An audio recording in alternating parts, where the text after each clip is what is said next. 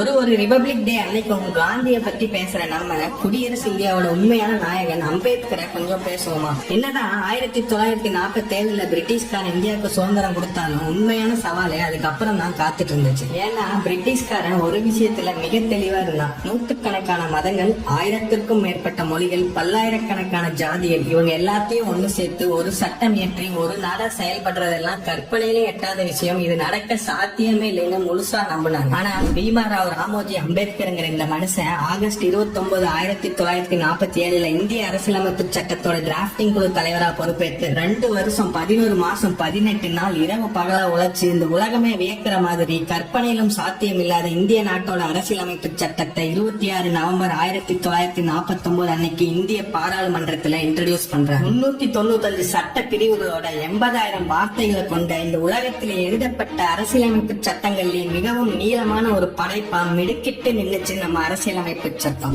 எந்த ஒரு நபர் தொட்ட தண்ணிய தீட்டுன்னு சொல்லி குடிக்காம இருந்தாங்களோ அந்த ஒரு மனுஷன் மொத்த இந்தியாவையே உலக அரங்குல தலை நிமிரச் செய்தார். இந்தியா போதுமான அளவு அம்பேத்கரை கொண்டாடிச்சோ இல்லையோ, ஆனால் லண்டன்ல பிரிட்டிஷ் மியூசியம் பக்கத்துல அம்பேத்கரோட சிலை நிறுவப்பட்டுச்சு. இன்னைக்கு உலகத்திலே அதிக சிலை கொண்ட தலைவர் அம்பேத்கர். உலகத்தோட முன்னணி பல்கலைக்கழகங்களான Harvard, Oxford, London School of Economics எல்லாத்துலயுமே அம்பேத்கரோட குரல் இல்லாம இல்ல. இன்னைக்கு இந்தியா ஒரு தேசமா தலை நிமிர்ந்து நிக்குதுன்னா அதுக்கு முக்கிய காரணம் இந்த மனுஷன் உருவாக்கிய அரசியலமைப்பு சட்டம் தான். கண்டிப்பா இந்த வீடியோ உங்க ஃப்ரெண்ட்ஸ்க்கு ஷேர் பண்ணி இப்படி ஒரு மனுஷன் இருந்தாருன்னு இந்த ரிபப்ளிக் டேலையாவது தெரியப்படுத்துங்க. இது போல சட்டம் சம்பந்தமான அனைத்து அப்டேட்ஸ்க்கும் மறக்காம அக்கௌண்ட்டை ஃபாலோ பண்ணிக்கோங்க.